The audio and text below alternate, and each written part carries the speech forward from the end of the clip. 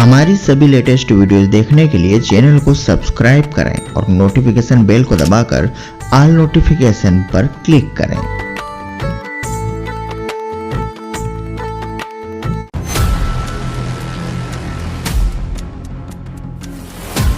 गरीबी की एक ऐसी गाथा जिसे सुनकर आपका दिल दहल उठेगा। मेरा नाम कुमान दास, खंडवा जिला रहा है, मध्य प्रदेश। तो हिंदू धर्म के देवी देवता हैं, उनको पूजना, व्रत उपवास करना और रामलीला में पाठ करना।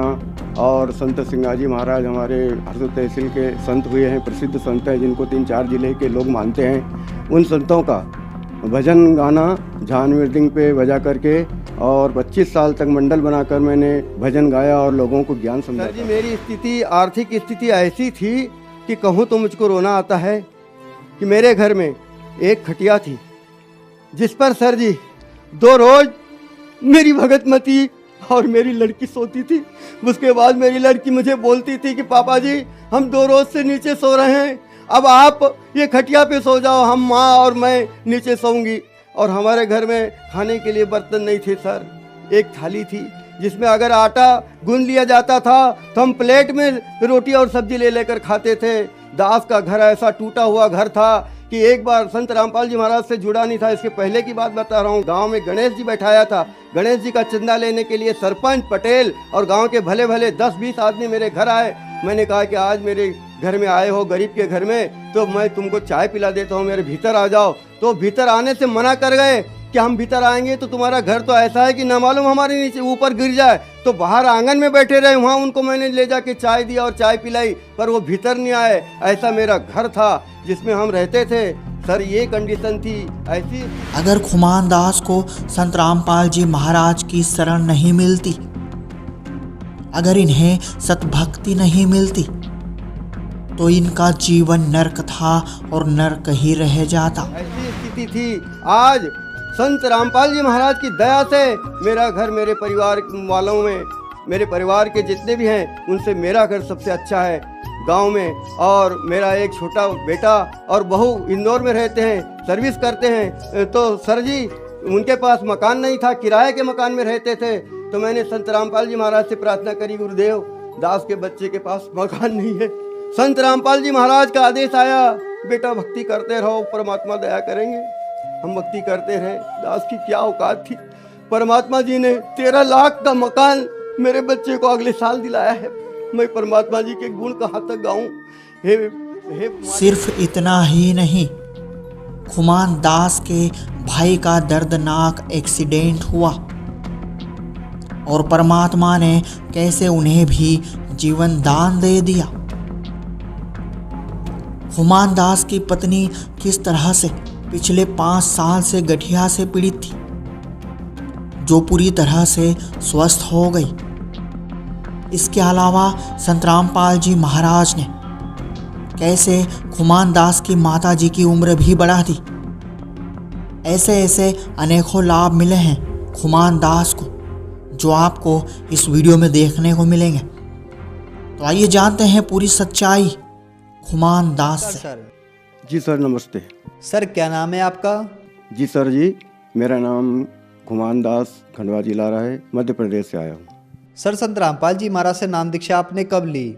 जी सर जी, मैंने संत सदगुरु रामपाल जी महाराज से नाम दीक्षा 5 सितंबर 2013 को मेरे को नामदान मिला है। सर, संत रामपाल जी महाराज से नाम दीक्षा लेने से पहले क्या आप कोई भक्ति साधना भी करते थे?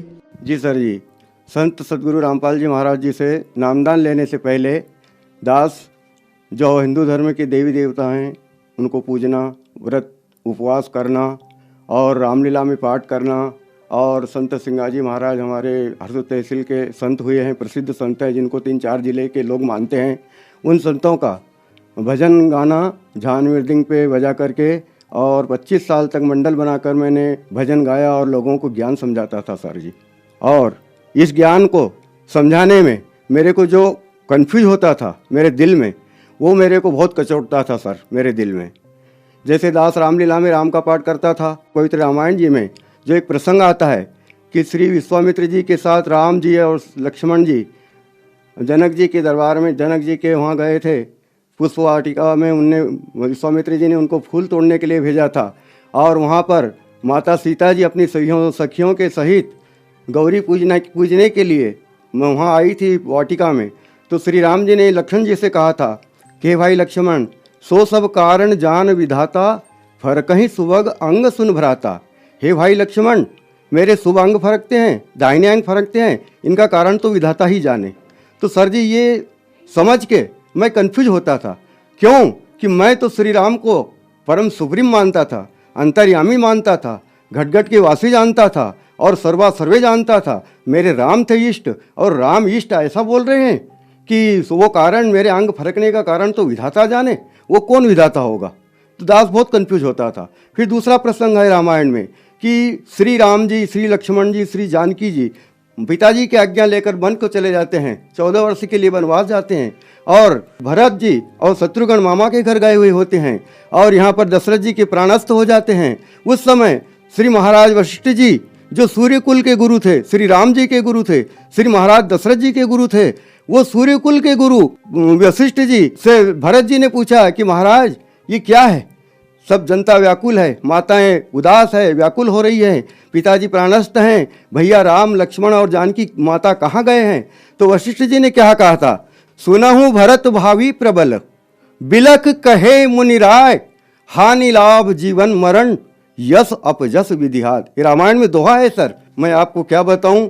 जैसे हमारे संत रामपाल जी महाराज ने ये सब बताया है, ज्ञान बताया है, उससे मेरे को पता चला, नहीं तो पहले मैं भी उनको सर्वा सर्वे जानता था।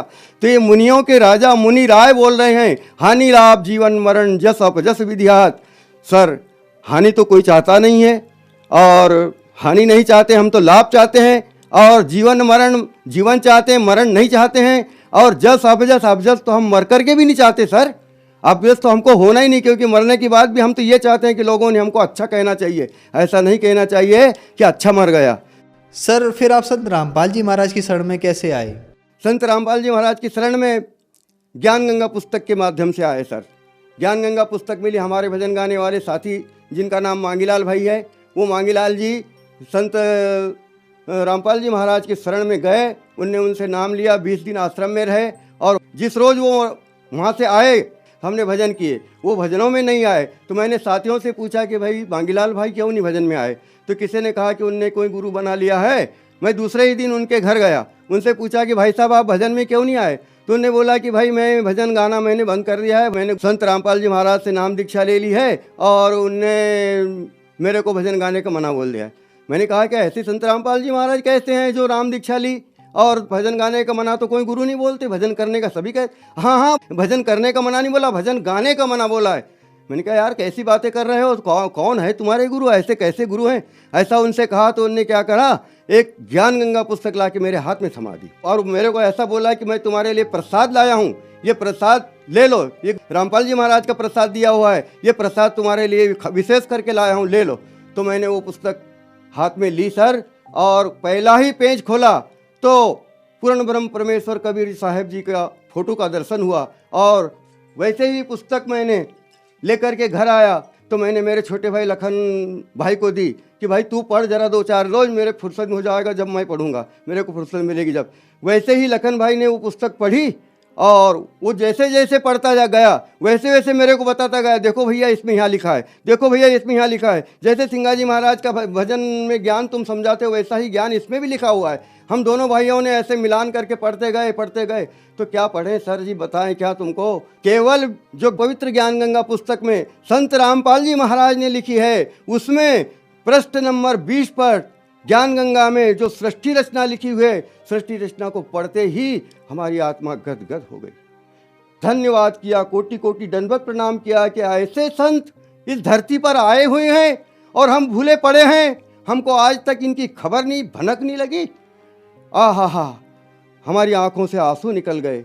उसी समय हम दोनों भाइयों ने रात भर खूब विचार किया, फिर हमारे छोटे भाई कैलाश भाई को बुलाया, उनको बताया, उनने भी सृष्टि रचना पढ़ी, उनको भी समझाया, उनके भी समझ में आ गया। हमने गीता जी उठाई, हमारे सिंगाजी महाराज के भजन लिए, उनसे मिलान किया, सब ज्ञान पूरा पूरा पूरा पूरा एक जैसा मिलता गया। संत रामपाल जी महाराज जी के ज्ञान से हम तो धन्य हो गए। संत सिंगाजी महाराज की वाणी में हम बोलते थे, वाह घर की मोहे कोई न बतावे, जा घर से जीव आया हो। ब्रह्मा विष्णु महेश नहीं थे, नहीं थी मूल और माया हो। रज और वीर्य दो ही नहीं थे, फिर जीव कहाँ से आया हो। ऐसे ऐसे हम भजन गाते थे, भक्तों को समझाते थे, पर वो हमारे मन में अशांति थी।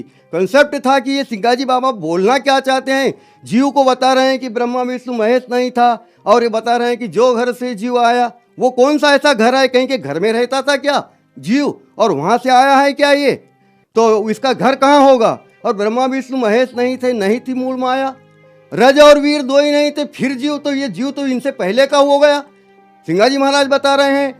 तो हमको ऐसा लगता था, पर जिस समय हमने संत रामपाल जी महाराज, परम संत रामपाल जी महाराज जी, जिनकी ज्ञान गंगा, जिसके पृष्ठ नंबर 20 पर षष्ठी रचना पढ़ी, तो हमारे सारे कंसेप्ट क्लियर हो गए। सब पूरा पूरा हमको समझ में आया कि ये बात है ये। फिर बरवाला, सतलोक आश्रम बरवाला, जिला हिसार, हरियाणा में जाकर के हमने परम गुरु संत रामपाल जी महाराज जी से नामदान लिया। सर, हमने सुना है कि जो भी श्रद्धालु संत रामपाल जी महाराज से जुड़ता है उनको बहुत सारे लाभ प्राप्त होते हैं, तो क्या आपको भी कोई लाभ प्राप्त हुए संत रामपाल जी महाराज से नाम दीक्षा लेने के बाद? जी सर जी, संत रामपाल जी महाराज से नाम दीक्षा लेने के बाद और उनकी बताई हुई भक्ति मर्यादा में रह के करने के बाद तो अनेक लाभ हुए। जैसे हमारी माता जी, जिसकी उम्र 78 साल की हो गई थी, वो हमारी सिस्टर एक इंदौर में रहती है। जी सर, वहाँ इंदौर उसको माता जी को ले गई थी उनके पास रखने के लिए, एक दो महीने के लिए। वहाँ वो बीमार हो गए, उनके स्वाद, फेफड़े खराब थे, और जो अन्न की नली थी उसमें भी प्रॉब्लम था। तो वहाँ बताया इंदौर में डॉक्टरों को, उनसे फ़ायदा नहीं हुआ। वो हमारे वापस घर हमारे ले आए। घर आकर के हमने खंडवा डॉक्टरों को बताया। डॉक्टरों ने मना बोल दिया कि भाई ये तो माता जी की एज भी 78 साल की हो गई है, और अब तुम पैसे मत लगाओ, ये अब बचने की नहीं। तो माता जी की हालत ऐसी हो गई थी कि उनके मुंह में पानी भी नहीं जा रहा था। पर संत रामपाल जी महाराज की ऐसी दया हुई, हमको ऐसी भीतर से परमात्मा जी ने कोई उपमा दी कि भाई, जो परमात्मा जी अपने शिष्यों को बताते हैं दोपहर की रमेणी 16 मिनट की, वो मैंने मोबाइल में लगा के न मेरी माता जी के कान के पास वो मोबाइल चालू करके रख दिया। माता जी ने 16 मिनट रमेणी सुनी। सर क्या बताएं, ऐसा चमत्कार हुआ कि माता जी ने आंखें खोल दी। माता जी ने मेरे से खड़े होने को बोला तो माता जी पलंग के ऊपर बैठ गई। मैंने पीछे से हाथ लगाया, सहारा से बैठ गई, और उसी समय बोलने लगी कि थोड़ा सा खाना लाओ, मैं रोटी खाऊंगी तुम्हारा। सर जी, माता जी ने रोटी खाई, और धीरे धीरे 2-4 दिन 8 दिन में उनकी तबीयत ठीक हो गई। इसके बाद में वो 2 साल तक जिए। तो हमारी माता जी को 2 साल के लिए संत रामपाल जी महाराज, हरियाणा वाले रामपाल जी महाराज ने उम्र बढ़ाई। मैं उनको कोटि कोटि धन्यवाद करता हूँ, कोटि कोटि प्रणाम करता हूँ। और दूसरा लाभ, मेरी पत्नी 5 साल से गठिया वाय में पीड़ित थी। उसके ये अंगूठे उंगलियां सूज जाती थी, जोड़ जोड़ में दर्द होता था, घर के काम काज करने में बहुत दर्द महसूस करती थी, रोती थी, और उनको सर में चक्कर बना रहता था। तो वो क्या करती थी कि रोज़ शाम को कपड़े को गीला करके और गीली पट्टी सर पे रख के सोती थी। रोज़ यही होता था। तो सर ये सब मैं जुड़ा परमात्मा रामपाल जी महाराज जी से। उसके बाद मेरी पत्नी को जुड़ा, उनसे नामदान दिलाया, और जैसे ही उनने नाम लिया उनका वो रोग भी समाप्त हो गया। आज वो तंदुरुस्त है और अच्छे, कोई तकलीफ नहीं है, और अच्छे घर का, खेती का, सबका काम करती है। संत रामपाल जी महाराज की दया से, संत रामपाल जी महाराज की कृपा से मेरी पत्नी को भी ये लाभ हुआ है। तीसरा, मेरे छोटे भाई कैलाश, जिसका नाम कैलाश है, वो बाजार सब्जी बेचने के लिए भीड़ गया हुआ था। वहाँ से मोटरसाइकिल से वापस शाम को आ रहा था, तो और उसने अपने कान में संध्या आरती लगा के, कान में लीड लगा के और आरती करते हुए अकेला गाड़ी पे आ रहा था। पीछे से एक शराब पिया हुआ व्यक्ति गाड़ी चलाता आया। ये मेरा भाई मैं अपनी साइड में चल रहा था, पर उसने आते से उसकी साइड में जा कर के उसको गाड़ी को ठोका, और गाड़ी गिर गई, और भाई भी गिर गए, और एक कम से कम 10-20 फीट तक घिसते गए। तो उस 1-2 जगह चोट खरोच लगी, बाकी कुछ नहीं। तो उस दिन ऐसा हाल था, देखने वालों ने बताया कि ऐसा हाल था कि या तो इनने मर जाना था, या फिर हाथ पैर सर कुछ भी फूट जाना था, टूट जाना था। पर संत रामपाल जी महाराज की दया से मेरे भाई को भी परमात्मा ने जीवन दान दिया। और एक लाभ मैं बताऊं सर, मेरा बड़ा लड़का जिसकी उम्र 30 साल की है, उसकी शादी नरलाय में हुई। नरलाय में उसकी बहू को और बच्चे को लेने के लिए गया था। तो गांव जलवा के पास जाकर के एक पिकअप भरी हुई आ रही थी, तेंदू के पत्ते की बोरियां रखी थी उस पर और पिकअप भरी हुई आ रही थी और मेरा बच्चा 40-45 की स्पीड में अपनी साइड में चल रहा था। तो उसी समय वो पिकअप चलाने वाले ड्राइवर का ध्यान कहाँ था कि ऊपर जो घरों में लाइन गई थी बिजली की, उसकी सर्विस को बचाने के लिए वो पिकअप बहुत ऊंची भरी हुई थी। सर्विस को बचाने के लिए उसने एकदम से गाड़ी मेरे बच्चे की मोटरसाइकिल तरफ एकदम से मोड़ दी और बच्चे की मोटरसाइकिल और उनका पिकअप का आमना सामना टक्कर हुआ। आमने सामने के टक्कर में कम से कम 100 फीट तक मेरी मोटरसाइकिल आड़ी घिसाती हुई चली गई और बच्चे को किसी ने उठा के और दूर खड़ा कर दिया। गांव वाले 50 इकट्ठे हो गए। सब ने कहा कि भाई ये तो ख़त्म हो गया। पर देखते हैं कि अरे भाई गाड़ी पे कौन था? तो मेरा बच्चा बोलता है कि मैं था। अरे क्या बात कर रहा है, तू तो खड़ा है। कहे कि मेरे को न मालूम किसने उठाया। तो वो संत रामपाल जी महाराज से जुड़ा मेरा पूरा परिवार, मेरे तीनों भाइयों का परिवार संत रामपाल जी महाराज से नाम लिए हुए हैं, सब जुड़े हुए हैं। तो उन्होंने कहा कि हमारे संत रामपाल जी महाराज ने हमको बचाया है, हम उनकी भक्ति करते हैं, उनकी शरण में हैं, उनको भी सतनाम मिला हुआ है। और सर एक लाभ मैं क्या बताऊं, दास की स्थिति बहुत ज़्यादा खराब थी। सर जी मेरी स्थिति, आर्थिक स्थिति ऐसी थी कि कहूँ तो मुझको रोना आता है कि मेरे घर में एक खटिया थी जिस पर सर जी 2 रोज मेरी भगतमती और मेरी लड़की सोती थी। उसके बाद मेरी लड़की मुझे बोलती थी कि पापा जी हम 2 रोज से नीचे सो रहे हैं, अब आप ये खटिया पे सो जाओ, हम माँ और मैं नीचे सोऊंगी। और हमारे घर में खाने के लिए बर्तन नहीं थे सर, एक थाली थी जिसमें अगर आटा गूंद लिया जाता था तो हम प्लेट में रोटी और सब्जी ले लेकर खाते थे। दास का घर ऐसा टूटा हुआ घर था कि एक बार संत रामपाल जी महाराज से जुड़ा नहीं था, इसके पहले की बात बता रहा हूँ। गांव में गणेश जी बैठाया था, गणेश जी का चंदा लेने के लिए सरपंच, पटेल और गांव के भले भले 10-20 आदमी मेरे घर आए। मैंने कहा कि आज मेरे घर में आए हो, गरीब के घर में, तो मैं तुमको चाय पिला देता हूँ, मेरे भीतर आ जाओ। तो भीतर आने से मना कर गए कि हम भीतर आएंगे तो तुम्हारा घर तो ऐसा है कि ना मालूम हमारे नीचे ऊपर गिर जाए। तो बाहर आंगन में बैठे रहे, वहाँ उनको मैंने ले जाके चाय दिया और चाय पिलाई, पर वो भीतर नहीं आए। ऐसा मेरा घर था जिसमें हम रहते थे सर। ये कंडीशन थी, ऐसी स्थिति थी। आज संत रामपाल जी महाराज की दया से मेरा घर, मेरे परिवार वालों में, मेरे परिवार के जितने भी हैं उनसे मेरा घर सबसे अच्छा है गांव में। और मेरा एक छोटा बेटा और बहू इंदौर में रहते हैं, सर्विस करते हैं। तो सर जी उनके पास मकान नहीं था, किराए के मकान में रहते थे। तो मैंने संत रामपाल जी महाराज से प्रार्थना करी, गुरुदेव दास के बच्चे के पास मकान नहीं है। संत रामपाल जी महाराज का आदेश आया, बेटा भक्ति करते रहो, परमात्मा दया करेंगे। हम भक्ति करते रहे। दास की क्या औकात थी, परमात्मा जी ने 13 लाख का मकान मेरे बच्चे को अगले साल दिलाया है। मैं परमात्मा जी के गुण कहाँ तक गाऊं? हे मालिक, हे संत रामपाल जी महाराज, परमात्मा जी के गुण गाना तो ऐसा है कि जैसे धरती का कागज करूं, कलम करूं बन रहा है, 7 समुद्र की स्याही करूं तो गुरु उन लिखा नहीं जाए। ऐसा है, कहाँ तक वर्णन करें इनके लाभों की। मेरे को भी साइटिका थी, डॉक्टर उबेजा का इलाज चलाया मैंने साल भर, खंडवा वाले, और उबेजा डॉक्टर ने मेरे को बोल दिया कि तुम्हारा पैर में साइटिका है और ये पैर की हड्डी बढ़ गई है और इसको काटना पड़ेगा, इसलिए तुमको ऑपरेशन करवाना पड़ेगा। सर मैंने कोई ऑपरेशन नहीं करवाया।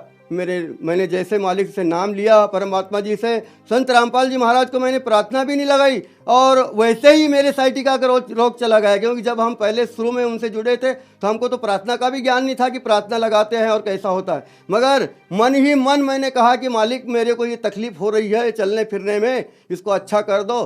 तो रामपाल जी महाराज ने मेरी साइटिका की बीमारी को भी ख़त्म कर दिया। सर मैं संत रामपाल जी महाराज से जुड़ने के पहले सुपारी तम्बाकू खाता था, गुटखा पाउच खा लेता था और कहीं जाने आने के समय मेहमान जाते थे जब हम बीड़ी सिगरेट भी पी लिया करते थे। सर रामपाल जी महाराज जी के शरण में जाने से मेरी तम्बाकू, सुपारी और गुटखा खाता था, ये सब छूट गया। हम इसको छोड़ने के लिए मैंने बहुत प्रयत्न किए। सिंगाजी महाराज को इष्ट मानता था। जब मैं सिंगाजी महाराज के समाधि पे जाकर 2-3 बार छोड़ के आया, नहीं छूटी।